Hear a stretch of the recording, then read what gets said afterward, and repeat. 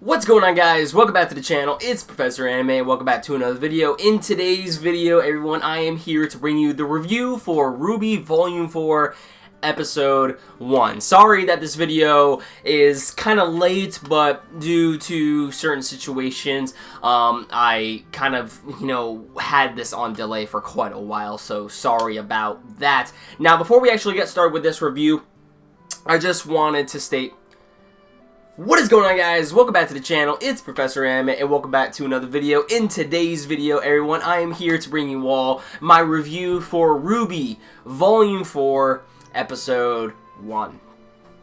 It's been a long time coming. It really has. It really has. And I'm just so glad that this series is back. As I actually watched this episode twice, to be honest with you, just to make sure that I would be able to fully go in depth in my review when it comes to, this video. But I'm going to try to keep it as short as I possibly can. This is actually going to be my second time recording the review because of the fact that, honestly, in my first review, I felt I rambled on a little bit too much, so I'm going to try to simplify everything for the best of my ability. Also, before we get started with this review, I just want to let everyone know that I ended up doing a live reaction to the first episode of RWBY Volume 4. It is already pre-recorded. I just need to go ahead and edit it and then I can upload it. However, you won't be seeing the live reaction until Volume 4, Episode 1 of RWBY goes public on Rooster Teeth. It has gone up for its website, of course, but when it goes public on YouTube, that is when I can actually upload the reaction, and that is simply because that is, abiding to Rooster Teeth's guidelines. They are fine with reactors doing reactions to RWBY, however, you have to abide to their guidelines or else, bloop, you'll be striked, okay? So, I'm just letting everyone know that please stay tuned for my live reaction of RWBY Volume 4 Episode 1. It is coming. But, today, in today's video, we will be talking about RWBY Volume 4 Episode 1. So let's get started with the review. So before we actually get in the nitty-gritty of this review, let's first talk about the opening. Now, I did end up doing a live reaction to the opening of RWBY Volume 4. You can find it down in the description down below in case any of you want to check that out for yourself. But we gotta talk about that opening. The opening to RWBY Volume 4 is amazing. It's really good. It's honestly probably one of my favorite openings that we have seen of RWBY thus far. Honestly, probably my favorite. I'm not even gonna lie. I'm not even joking with you. Because it has so much significance to the characters in that theme in the opening. And there's also some foreshadowing regarding the, villains as well. And I just like the musical tone to that opening. I really do. Casey Williams and Jeff Williams did an awesome job, doing that opening alone. It's just so freaking great, and I really can't wait to hear more of their soundtrack as we go on in Volume 4. I really want to see the new stuff that they have been working on, because when it comes to Casey's voice, it's great. Jeff Williams does an awesome job as well. It's just so good. It's just so good. So, when it comes to the opening, we see in the beginning that I want to talk about the lyrics in a little bit. Now, I don't know all of the lyrics in the episode or in the opening, but I will state a few that I have pointed out. Now, when it comes to the beginning, we see that there is Blake, Yang, and RWBY, and Weiss's colors, red, white, black, and a yellow. And we see them scatter across, different areas in Remnant. We know that RWBY is heading to Mistral. We know that Blake is going to her hometown of where the Faunus are located at due to her, complications with Adam. She's going to try to, go on her little quest to, basically hopefully bring a better name to the Faunus as they are being led by a corrupt individual. Then we have it to where Weiss is at home at Atlas dealing with her father, and then we have it to where Yang is technically, at Patch living with PTSD or something along those lines. She's trying to live with the life that she is now gonna have to deal with for the rest of her life, honestly. And we saw in Volume 3 that, it really looks like she, is not enjoying herself right now. I mean, and who can blame her, right? So we see those four colors end up scattering across the world of Remnant, and then this is where we see the new team formation of Team Juniper. And RWBY is included in it as well. And I gotta say, we'll get to John, Rin, and Nora. But when it comes to the lyrics in the song, in the beginning it states that it was like a fairy tale until we realized it was just yet another dream. So necessarily what this line states, I could be saying that line wrong, but basically what this line is stating from the passage of the song is that pretty much from the past 2 volumes, or the past 3 volumes of RWBY, it was pretty much like a fairy tale. It was a very innocent series, especially to its audience, and it was just very, very fun. It was. RWBY's a fun series. It is. Now, when we get to Volume 3, the later half of it, we start to see that, the series is heading down a very dark path, a very dark shift in tone, and especially what happens to the end of Volume 3. Bless Pyrrha and Penny's heart, as well as Tortrix. But, when it comes to the ending of Volume 3, that is when we knew that, RWBY is no longer going to be the same series. It's no longer a safe world that our characters are living in. Volume 3 literally stole the innocence. Rooster Teeth stole the innocence of pretty much everybody who was watching RWBY up to that point. And in Volume 4, this is what you're going to get. It has been building up to... Volumes 1 through 3 have been building up to this point in time. And, like I stated before, Volumes 1 through... the first half of 3, maybe, you could say, was kind of like just a fairy tale. It was like a dream. It was like, just an awesome, fun, innocent series, okay?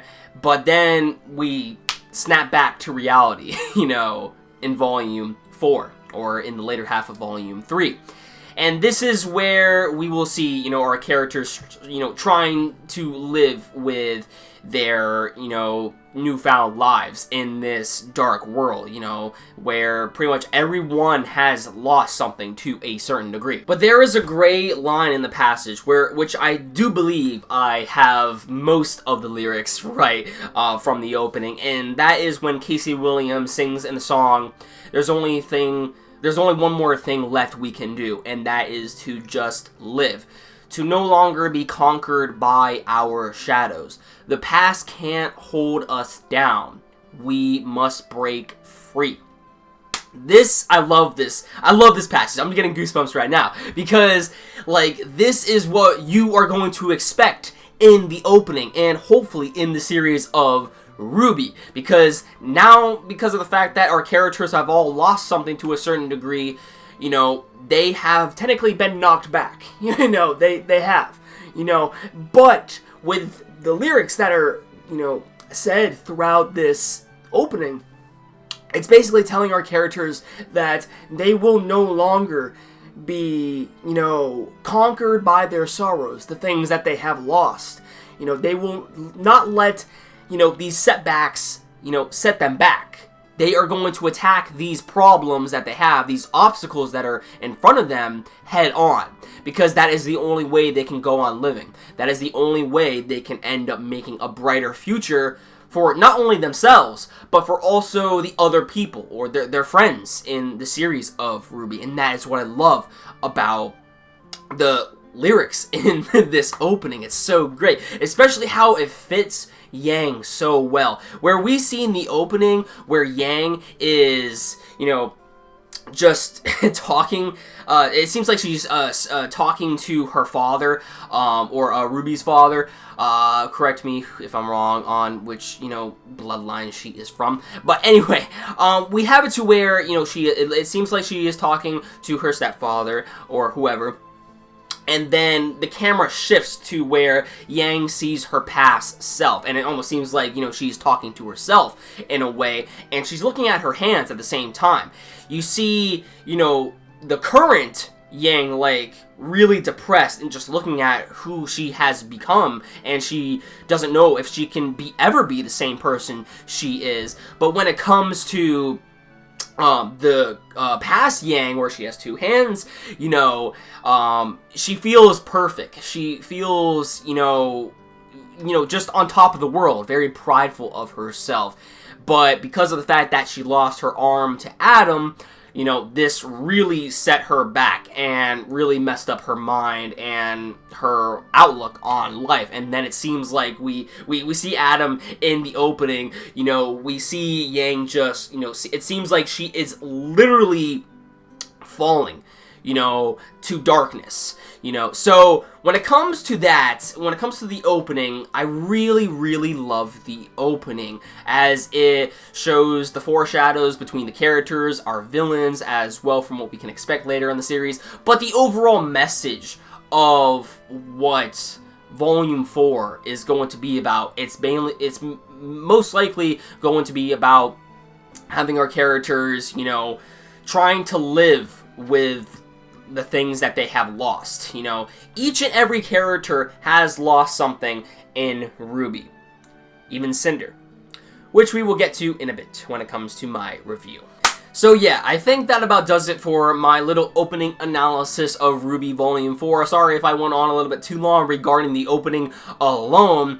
I've probably been talking for like 10 minutes straight, and I'm very sorry about that, but I just really wanted to get the message of Volume 4 of RWBY out there, because I really do think that this opening is really great, and it just shows, how our characters are going to develop in this season of RWBY as, the episodes go on. So yeah, sorry about going on a little bit too long when it comes to this, opening analysis of RWBY Volume 4, I guess you could say. But now we can finally begin the review of RWBY Volume 4. So now, let's finally get this started. Okay, so in the beginning of this episode, I shit you not, like, as I stated before in the beginning of this review, I watched this episode twice already, and when I was sitting down for my live reaction for this episode, as I was watching it for the first time, I was like a little boy on Christmas Day. I really was. I really was. Like, I was just so freaking excited to watch RWBY Volume 4. The very first episode. And honestly, I heard that, I was gone at a point, so I couldn't really watch the episode when it first aired on Rooster Teeth's website. But I heard that yesterday, when it first, started airing on Rooster Teeth's website, that actually a vast majority of people that were coming to the website was keeping the episode from actually going up. This, I shit you not, like, the amount of people in the fan base of RWBY is just so freaking insane. All the people that were coming to the website, it just, it kept on crashing the website as Rooster Teeth was trying to upload the episode, because so many people were visiting the site just to watch RWBY. And that just shows you, that RWBY actually has a big fan base, an international fan base, which is freaking awesome. I love that. I really do love that.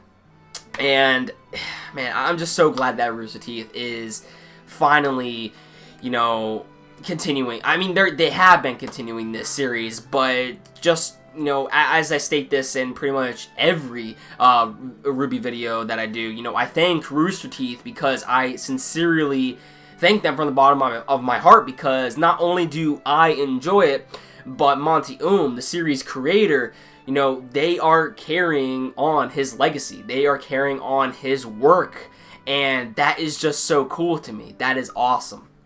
So I just wanted to thank Rooster Teeth on that really quick.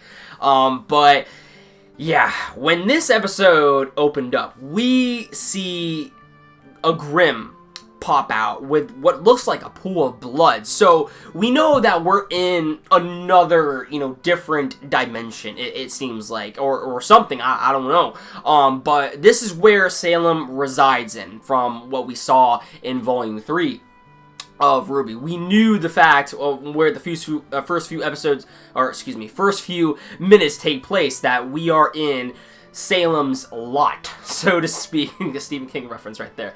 But the Grimm, automatically, you can tell that the Grimm look more demonic and more awesome. They do. They really do. They look so much better. They really do. Honestly, I'm not gonna even lie. This whole episode looked completely fantastic.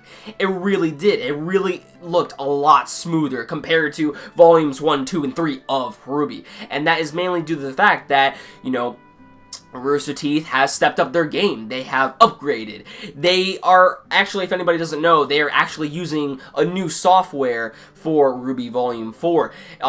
When it comes to their animation, they are using Maya, and I'm pretty sure they're using After Effects and some other stuff as well. But their new software for, creating RWBY is now being used on Maya. It was originally used on Poser for volumes 1 through 3, but in volume 4, they're using a new software called Maya. And I gotta say, it looks great. It really does. Everything just looks a lot more fluid. Now, after we get to see the Grimm and everything, this is where we actually get to see Mercury and Emerald make a return. Now, this isn't too surprising because they were in the previous volumes of RWBY, but what really stood out to me was that Mercury and Emerald haven't changed a bit. Honestly, they didn't even really say much in this episode at all. There was actually, I think, one line that Emerald made, and that was, "Oh." So really, they didn't really say anything in this first episode of RWBY Volume 4 at all. And when it comes to their attire is the same. They are pretty much the same as what they look like. Of course, with the new software update, they do look a little bit more cleaner and crisp, I would say. But when it comes to just their outlook, they don't look different at all, which is very interesting. But they do make a return, and then this is where we also get to see the new character introductions in RWBY Volume 4 when it comes to its villains. So we see that Emerald and Mercury make a return, and we see Cinder is back in action. Now, funny thing about Cinder is that Cinder, while she has maintained all this power, acquiring the Fall Maiden's powers, she apparently has lost her voice, and she has lost her eye due to RWBY, from using her silver eyes. Now, we don't know what happened at all in that battle between Cinder and RWBY when RWBY went apeshit, but we do know that apparently in that moment when the silver eyes activated in RWBY at the finale of Volume 3, Cinder got toasted. She has the Fall Maiden's powers still, but she is, she can't speak, and she cannot see out of her, her left eye, I believe. So, yeah, she lost her eye, and she lost her voice. Like I stated before, everyone has lost something to a certain degree in RWBY. Even with all that power, it shows that, Cinder, is at a disadvantage. She is not perfect, and we have seen in these past volumes of RWBY that Cinder wants to be this person who is acknowledged, and she wanted to show that through her power. But even with all this power, it still seems like she is, not being respected or acknowledged by even her fellow peers, because we get a new character that is introduced, another villain named Mr. Watts. Now, Mr. Watts, we don't really know much about Mr. Watts, to be completely honest with you. We do know that he has a magnificent mustache, though. He has a magnificent mustache, though. But when it comes to Mr. Watts, he is very snarky. He kind of reminds me of Crow in a way, just due to his snarky little personality, especially how he keeps on pushing the buttons on Cinder. But that's really all about it, that I really get the vibe with Crow, just his snarky remarks and everything. But we don't really know too much about Mr. Watts. But Mr. Watts is one of the new villains that we get introduced. We also get introduced to Hazel, which apparently is like this big, strong, quiet giant sort of character, it seems like. You know, he's very soft-spoken, but he's big and strong. He's big and strong. We don't know much about him yet, but hopefully we'll see more from him in the coming episodes, just like we will see from Mr. Watts later on. Then we also get introduced to Salem. Salem obviously is most likely going to be the main antagonist of this series. Oh, she is. She is. We have our antagonist of the series, and we thought that Cinder might have been the main antagonist, but no. No, Cinder is just a henchman. Just a henchman. When it comes to Salem, Salem is the main antagonist of RWBY. Okay, that much we knew.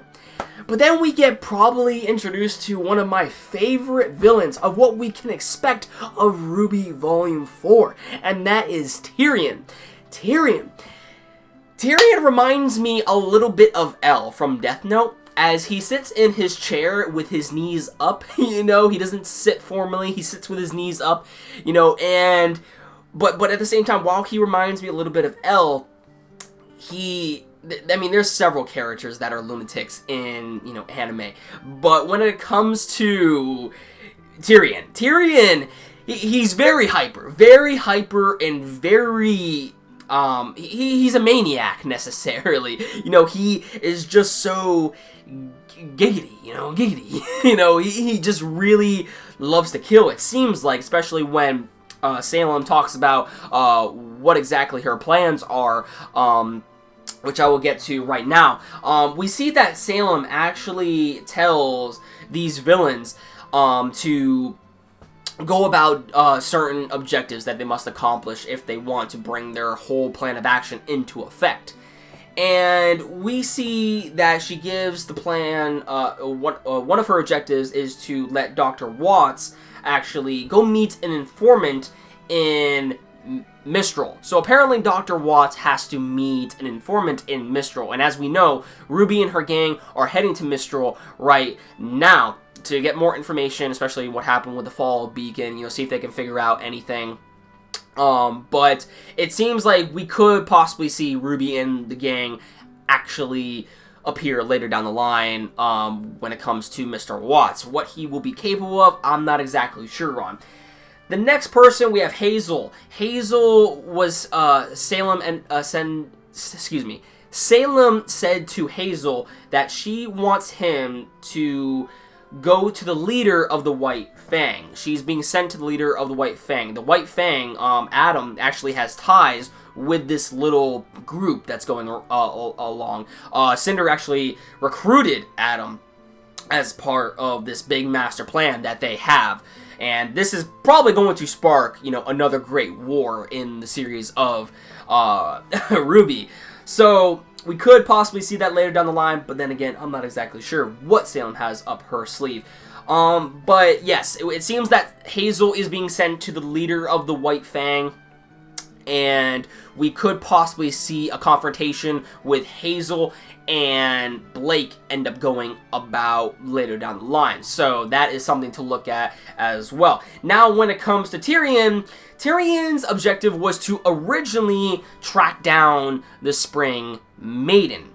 What they are trying to do here is that they, I guess, are trying to gather all of the Maiden's powers in order to use this power to overthrow maybe all of the kingdoms. So essentially start a war, necessarily. That seems like what is going on here. It reminds me of Kingdom Hearts in a way, if everybody remembers, like how we had Maleficent end up wanting to gather the princesses of hearts, you know, wanted to steal all of their power in order to bring about her great master plan. And that really seems like what Salem is like. She's like the Maleficent of the series of RWBY.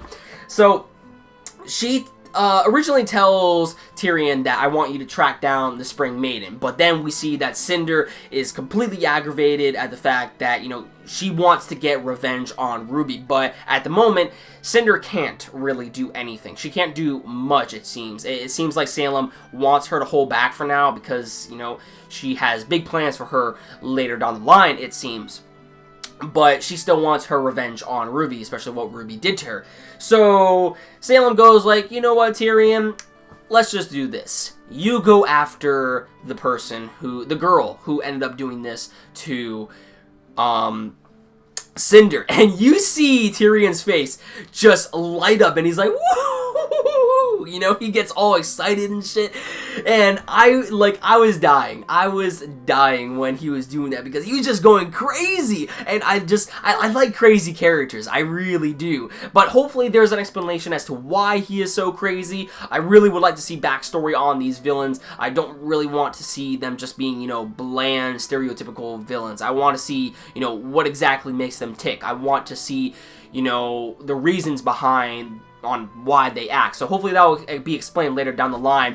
But yeah, I just thought that was so funny when Salem said, I want you to go after RWBY. He lit up like a kid on Christmas morning, and then his spirits were taken down when Salem said alive. So yeah, seems like they want RWBY for something as well.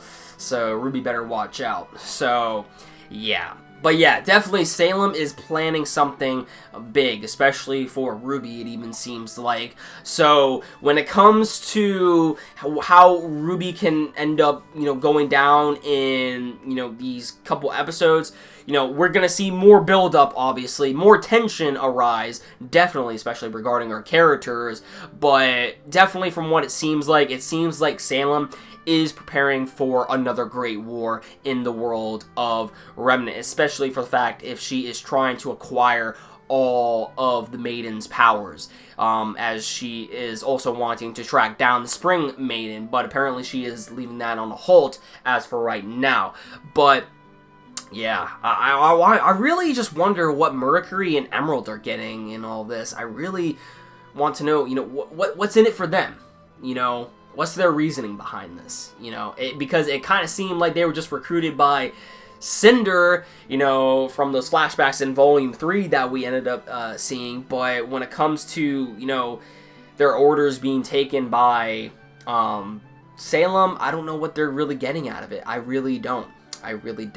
Now, after the sequence with, you know, the villain round table of sorts, we then transition to a scene in Patch, I think it is. We see this like little boy on a prairie, you know, farm, it seems, and you know, he's pretty much, you know, doing his daily routine, it seems, and I don't really know who this could be. I really don't. Maybe it might be a friend of RWBY and Yang that we don't know about, but from what it seems like, it does seem like this kid is from Patch, but yeah, we really don't know who he is, so we'll just have to wait until, you know, the next coming episodes of RWBY. So now we finally then revert to the battle with Jon, Nora, Ren, and RWBY against this mountain-like Grim Golem, I guess. I guess is what you would call it, a Grim Golem, I guess. But first we gotta talk about Ren, Nora, and Jon, and RWBY. Like, it's so good to see them back. It's so good to see them back, especially my boy Jon, dude. I freaking love him, dude. I love Jon. I love Jon, and I'm pretty sure a lot of other people like Jon as well. But you know, when I first saw Jon in that battle sequence, I was like, whoa, he's like Emerald and Mercury now. He didn't change a bit, you know? He didn't. He didn't even have a weapon in that battle. You know? Nora and Ren's character design, I've seen them previously from concept arts, but, you know, just seeing them animated, it looks so great. They look so great. You know, Nora has a new upgrade with her warhammer. She also has a slightly new attire to her. Ren has longer hair. You know, he has different attire as well. So does Ruby. Ruby looks great as always. And John's just John. You know, he's normal. You know, and I think Rooster Teeth did that purposely. You know, because you know, when it comes to John, he is technically like the normal character in the series of RWBY, but at the same time, while he is technically the loser, underdog, normal type of character, John definitely holds great potential, especially when it comes to his leading strategies, even if they are the most simplistic, honestly, because as they were fighting this grim mountain golem, he was like, I got a great idea, guys. Let's hit it harder. You know, I died on that part. I'm like, are you serious, John? Are you freaking kidding me right now? But then he actually starts to, you know, break it down and actually explain as to reason, you know, why we need to hit it harder and stuff. So I thought that was really cool. So, you know, John holds great potential, and he does have a big, he does have, hopefully, big plans, you know, revolving around his character. Hopefully, Rooster Teeth does have plans for his overall character development as the series progresses, because it's definitely, I think, gonna be shown in Volume 4 of RWBY, where we will see John's character, you know, start to blossom. You know, I really do hope we do, and I really hope we get to see his semblance as well, but maybe that's asking a little bit too much. But when we see his semblance activate, finally, I think it's going to be something very amazing, and I think it's going to be like a barrier of sorts that's going to aid, you know, the other members of Team RWBY, or just in any character in general, honestly, whoever he shields his semblance with, because I know for sure it's not going to be an attack. I know for sure it's not going to be an attack, you know, because John is not a warrior. He's a strategist, and what a strategist should do is defend his fellow comrades as they fight in battle. That's how I see it, at least. But yes, I really do hope we see more characterization in John from this coming volume of Volume 4. But as they fought the grim mountain golem-like thing, that was a really cool battle. I mean, obviously, you know, the battles aren't as intense as they were compared to like the beginning of the previous volumes of RWBY, because, you know, of obvious reasons, you know, Monty Ohm passed away, so, you know, the battles aren't going to be that intense like they were in the beginning of RWBY, but they were still great, and the fluidity of the new software that Rooster Teeth is using in Maya it just made the battle so much cleaner and so much, you know, more entertaining to watch, honestly. But, you know, I know we're gonna get new character designs when it comes to the Grimm. I know that there's gonna be new species. I mean, they technically have hinted at that. I even made a video on, you know, my theories and expectations for RWBY Volume 4, and we already got another, you know, Grimm species. It seems like it seems like it's more of a husk, you know, or a ghost of something.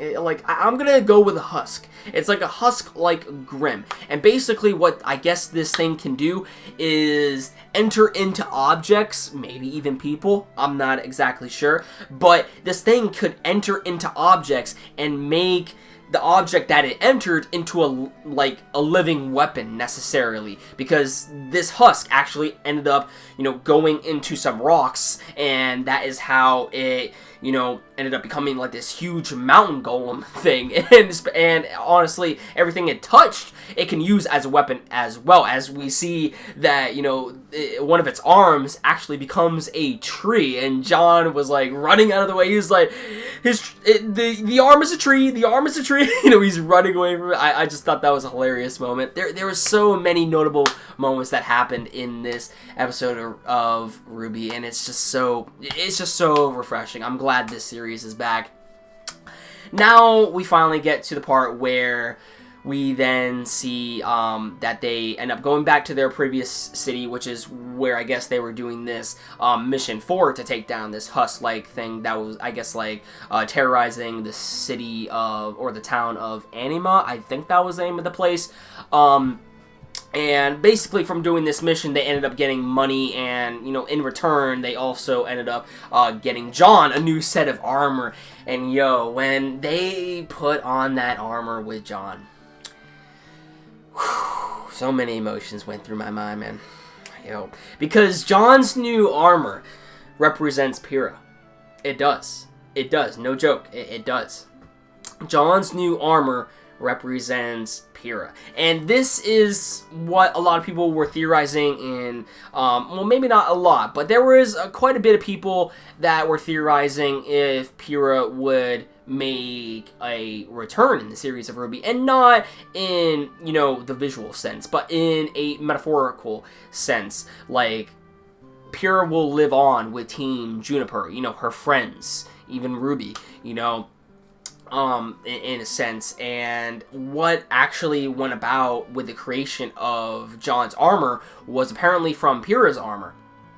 I guess apparently, I mean, Pyrrha was disintegrated, including her attire, but I think the thing that, how they ended up acquiring her armor was from her shield. Because if you remember in the end of Volume 3, we saw that when she threw the shield, Cinder shot an arrow that dematerialized.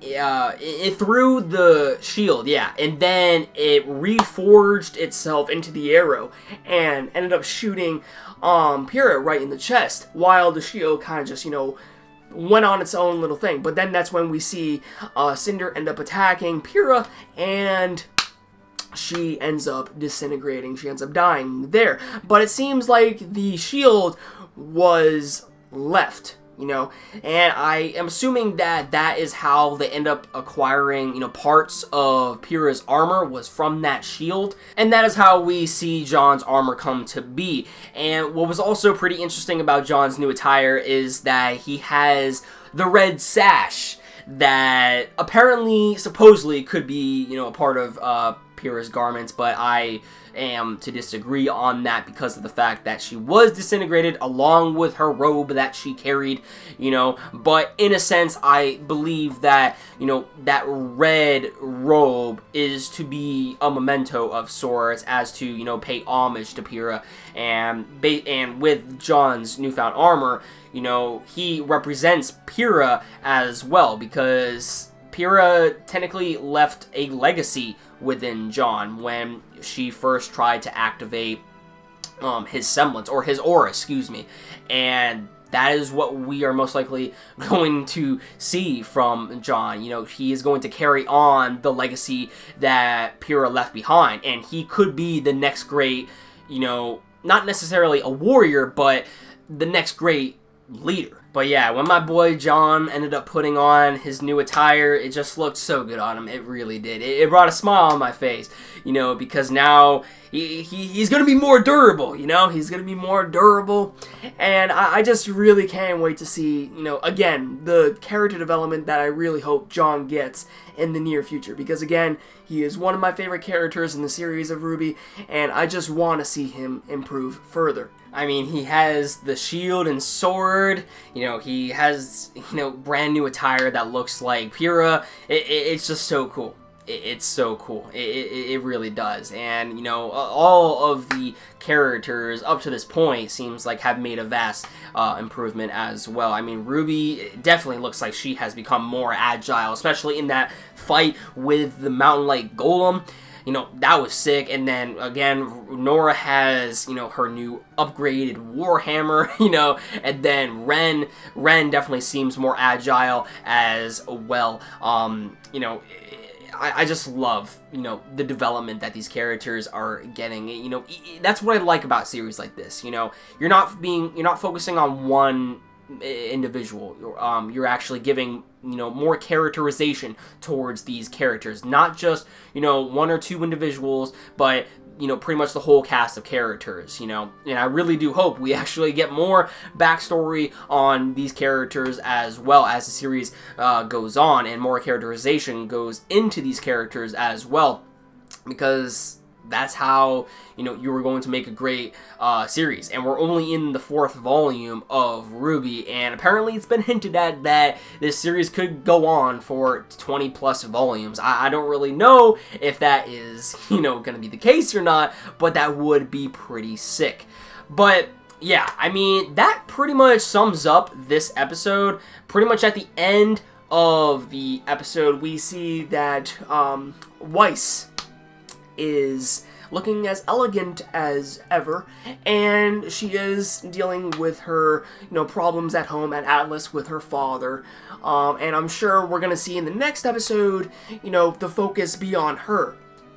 And I actually stated this in my Volume 4 expectations and theories video for RWBY Volume 4. I actually stated that, we are probably going to see episodic perspectives on RWBY Volume 4. First we're going to end up getting a perspective on RWBY when it comes to their team. We're going to get a perspective on RWBY and how she is dealing with her newfound team with John, Nora, and Ren, while with Weiss, we're going to see her going about her life when it comes to her father and Atlas. Blake is going to be, going to go after Adam with the Faunus, trying to make, something, probably like a new revolt, maybe, gain some Faunus onto her side, because she does not want the Faunus to be led by a corrupted individual like Adam. And then we have Yang. Yang is pretty much dealing with her own problems, but we're going to get episodic perspectives on that.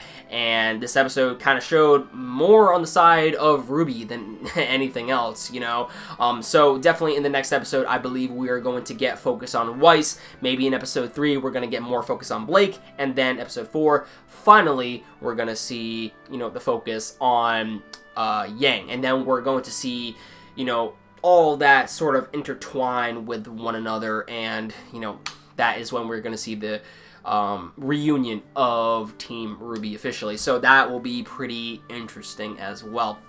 But yeah, I'm so glad this series is back, guys. I'm so glad this series is back. You don't even know. So yeah, I've been talking for quite a while. This was actually a really long review. I did a long analysis when it comes to the beginning of this episode. Was actually its opening, or we technically saw the opening at the end, but you get what I'm saying. I really wanted to talk about the opening first off before anything, but yeah, this series, it's finally back, and I'm loving it. I'm loving it a lot. Volume 4, very solid episode, in my personal opinion, and I can't wait to see the coming episodes as well. Can't wait to do live reactions, theories, discussions, anything you guys have in mind, I am down for. Let me know your thoughts in the comments down below on what you would like to see regarding RWBY on my channel, because there is most likely going to be more RWBY content on this channel now that Volume 4 is finally back. So thank you, Rooster Teeth, for finally bringing RWBY back in action. Thank you for carrying on Monty Ohm's dream. I really do appreciate that from the bottom of my heart. I really do. So yeah, guys, I think that about does it for the video. Again, my live reaction will be up later this week. As I stated before, Rooster Teeth, has guidelines, and I need to abide to those guidelines if I actually want to post the reaction. So just hold on a little bit for the reaction. It will come. It will come. But yeah, guys, I think that about does it for this video. Let me know in the comments down below on what you thought about this episode of RWBY Volume 4. And of course, if you like this video, don't forget to drop a like. It always helps out the channel. And if you want to see more RWBY content from me, and as well as any other manga or anime related content from me on this channel, hit that red subscribe button below and you'll never miss a video from me. That about does it for this video, guys. I hope you enjoyed this video. Thank you all for watching. I love you all. RWBY is finally back. Peace, guys.